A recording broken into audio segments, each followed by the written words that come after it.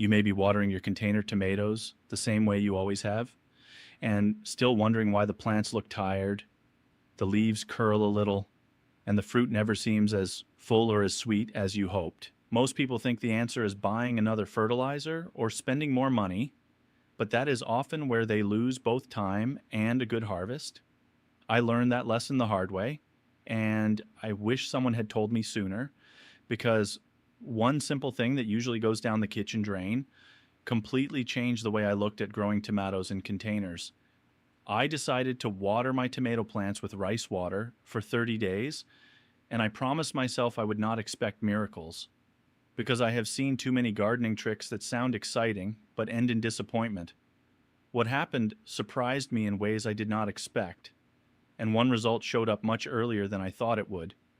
Before I tell you exactly what I noticed, you need to understand why so many people never see good results, even when they try old home methods.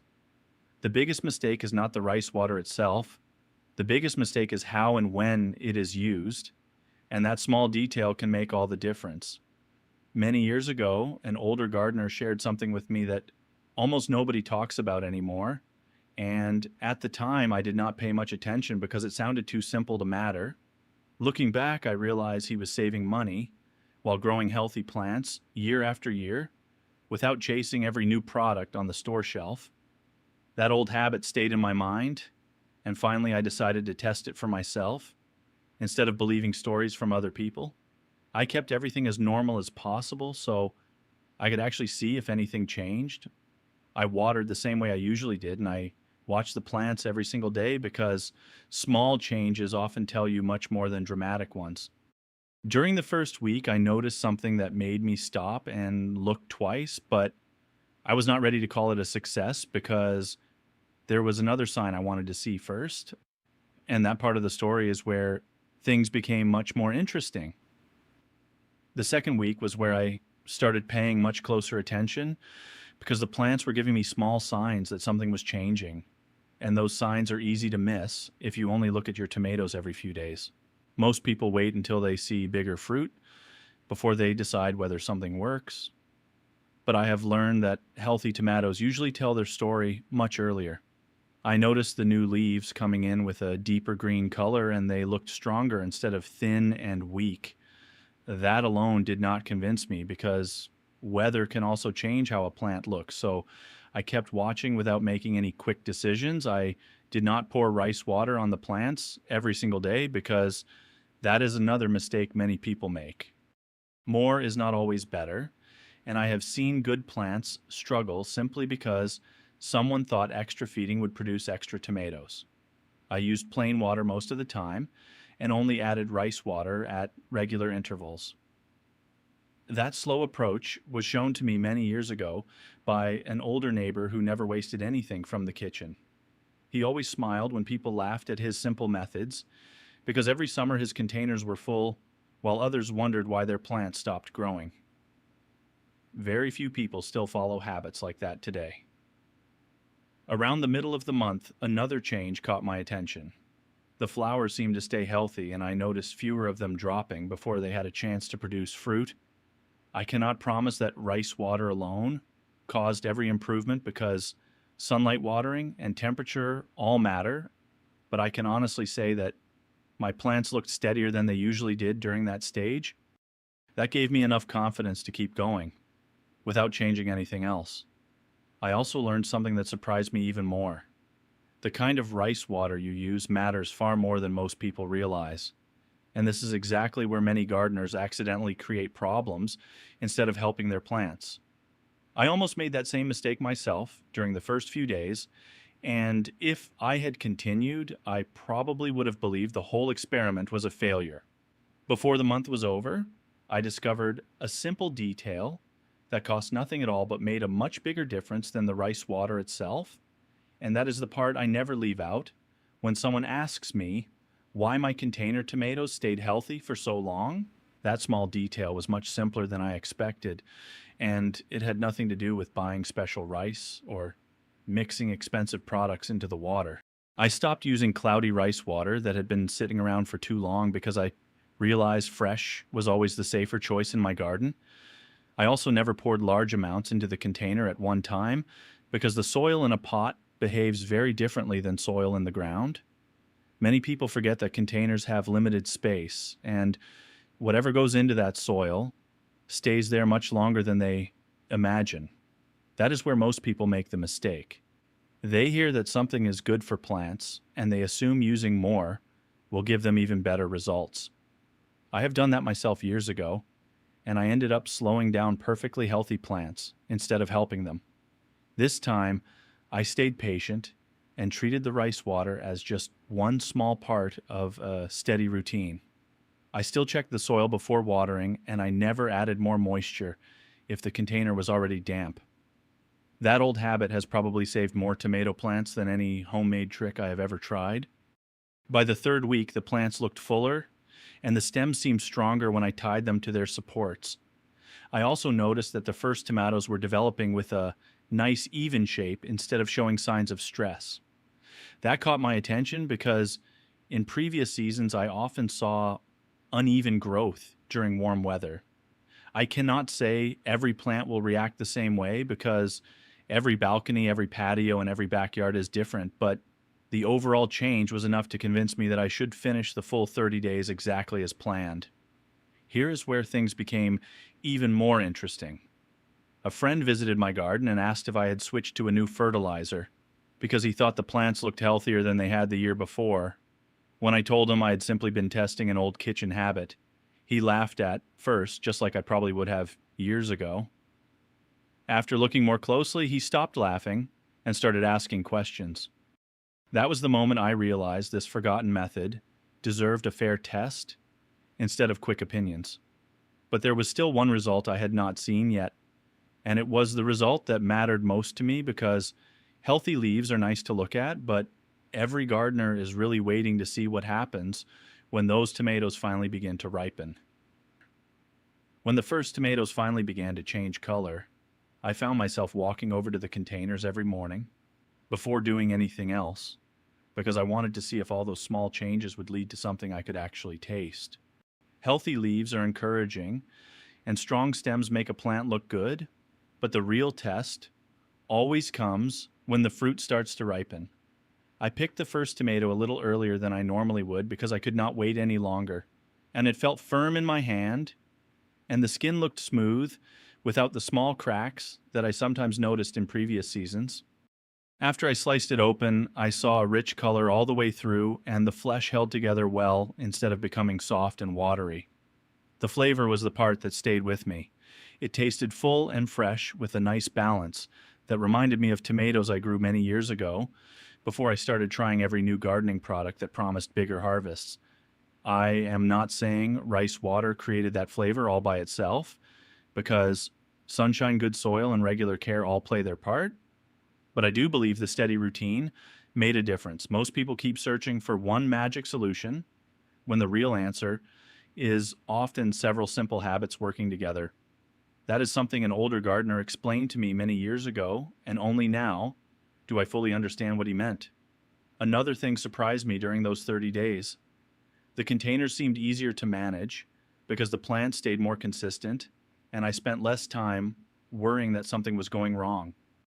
That peace of mind is worth a lot, especially if you enjoy gardening, because it helps you slow down and actually notice your plants instead of rushing from one problem to another. Very few people still trust slow methods because they do not produce exciting results overnight. They reward patience instead, and that is becoming rare. A neighbor saw me picking tomatoes and asked what fertilizer I had started using. When I told him I had mostly changed my routine and included fresh rice water, from time to time he looked doubtful at first.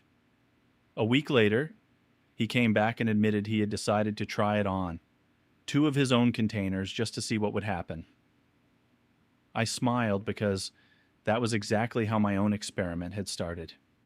But before the month ended, I noticed one final change that mattered even more than the size or taste of the tomatoes, and it completely changed the way I think about simple kitchen leftovers in the garden. The final change was not something I could measure with a ruler or count with a notebook. and yet it became the most valuable part of the entire 30 days. I realized I had stopped chasing every new gardening tip that appeared online because I was finally paying attention to what my own plants were telling me.